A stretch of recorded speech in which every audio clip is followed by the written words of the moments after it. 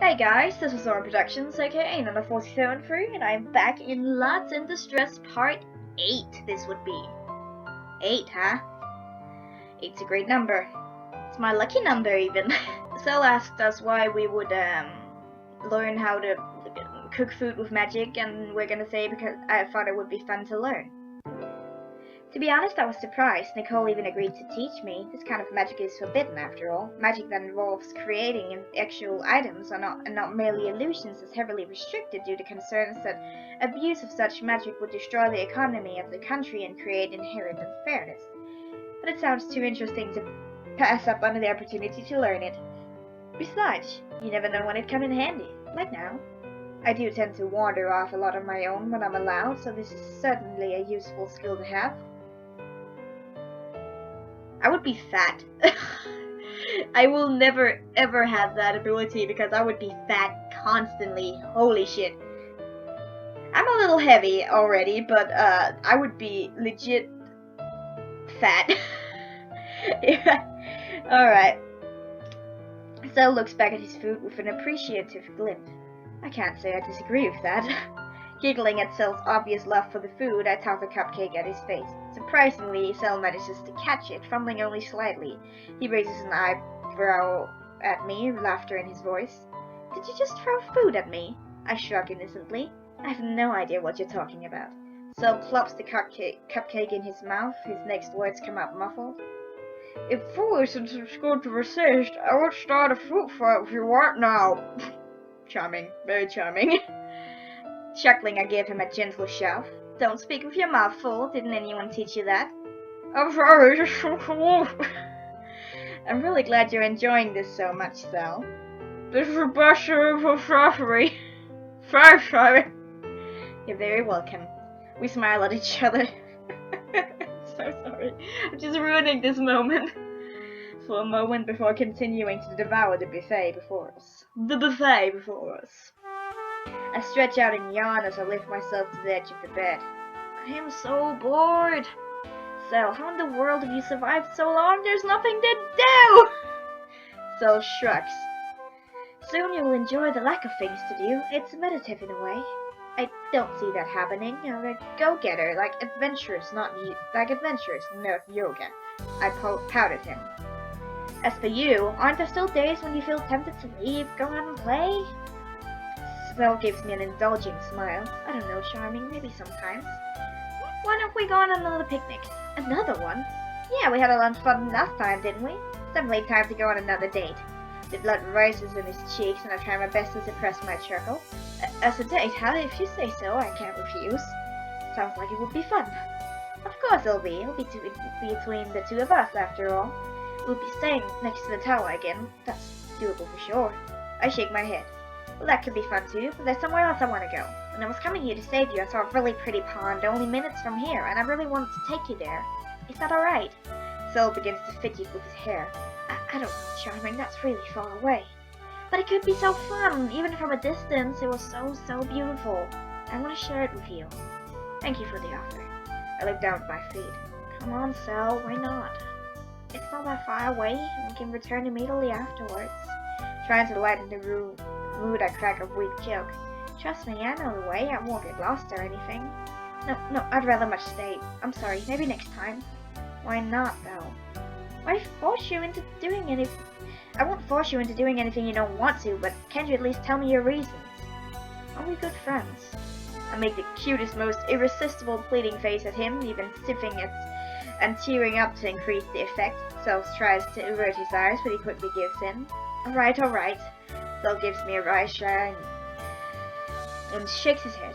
You win, you always do. I clap my hands happily and all traces of tears gone. Cell looks at me with an amused expression on his face before sighing. Well, it's complicated. I can hardly make sense of it and put it into words, but I suppose one reason is that I have all these great expectations about the world around me, and I love daydreaming about it. But what if the world isn't as beautiful as I expect? What if I do leave, and what if I do venture around, looking for the next beautiful landscapes, only to be disappointed time and time again? Then I won't even have my imaginations and hopes to rely on. I tilt my head back, pondering his concerns for a moment. so he's afraid his reality won't match up to his expectations. How very so of him. If it's any consolation, your dreams will still be with you. You may be dejected that they're not real, but that doesn't mean you can't continue to daydream about them. I suppose. Besides, the lake I'm talking about may be extraordinary, but it's far from the best of nature's offerings. Even if you end up being disappointed, it isn't the end of the world. Believe me when I say that much more magical landscapes are out there. Our focus will hopefully be more on each other than the world around us anyway.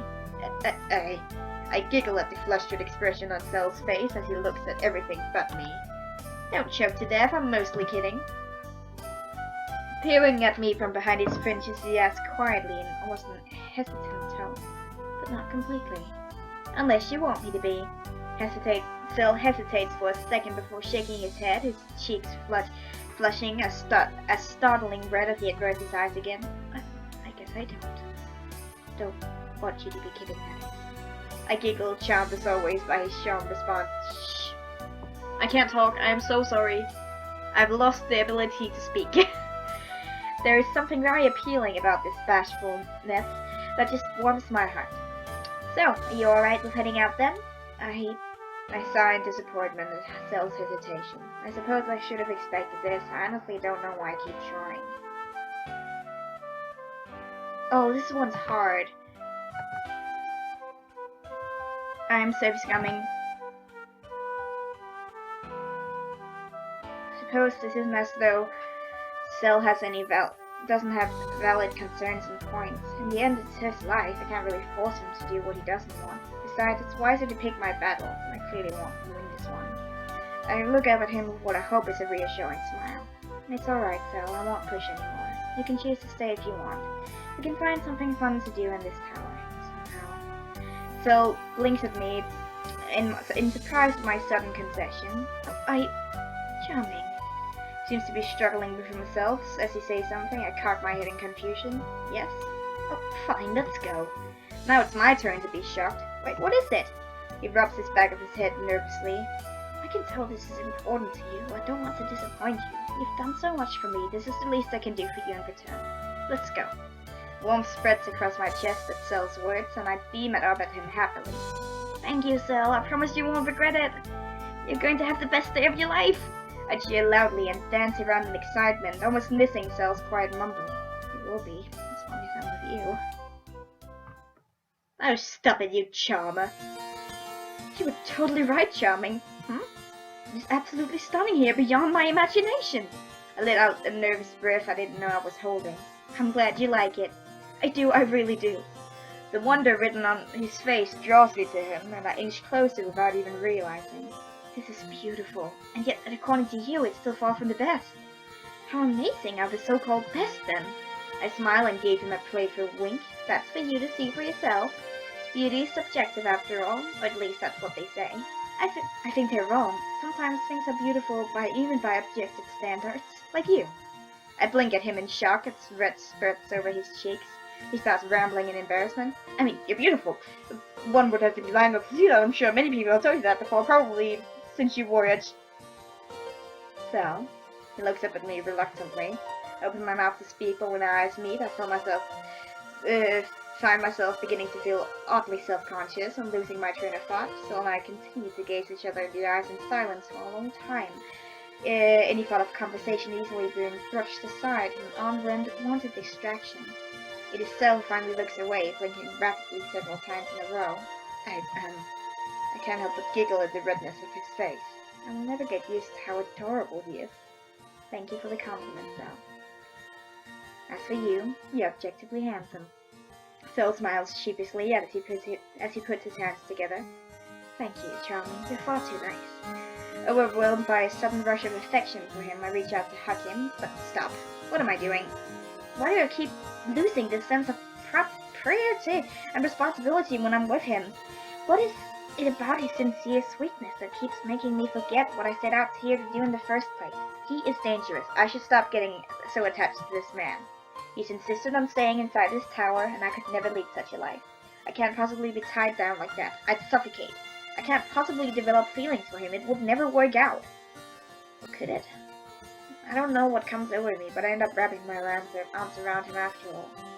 While Cell is still stiff with shock, I press a quick kiss to his cheek before I can overthink it. Charming! Stepping away from him, I notice the hint of pleasure hiding under that blush of his, and I smile to myself. Yes. Fine weather it is today. I laugh. He's far too cute for me to be able to suppress my feelings. Yes, fine weather indeed. Everything will work out in the end. At least I hope it will.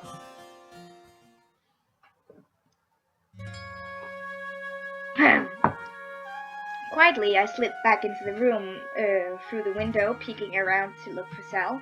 Thankfully, Cell is exactly where I left him, snoring away in the chair he sat at the table. Phew.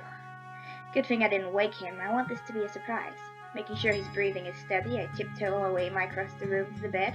Quickly shoving the books under the bed, I slide under the blankets and shift into a more comfortable position. I freeze mid-action, turning to Cell.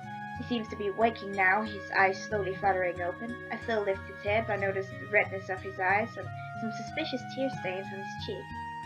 Has he been crying? I immediately close my eyes, pretending to be asleep. Oh, Charming, you're back!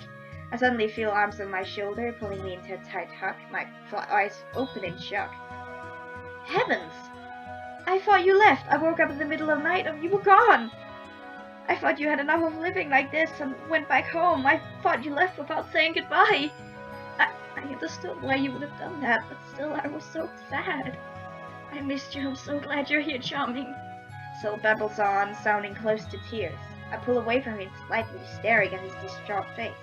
Had he been crying because he thought I wouldn't be coming back? Feeling my heart clench at the sight of his tears, I reach out and brush my fingers against the wetness of his cheeks. As if I could ever leave him like that. As much as I hate to admit it, he means too much to me already, although I haven't known him for that long. You're an idiot. I would never leave without saying farewell. I'm really sorry. I'm just so happy to see you again. Where did you go? Why didn't you at least leave a note or wake me up and tell me before slipping out? Sighing, I tucked the books from the hiding spot under the bed. I brought some books for us. Mostly for you. Today's your birthday, isn't it?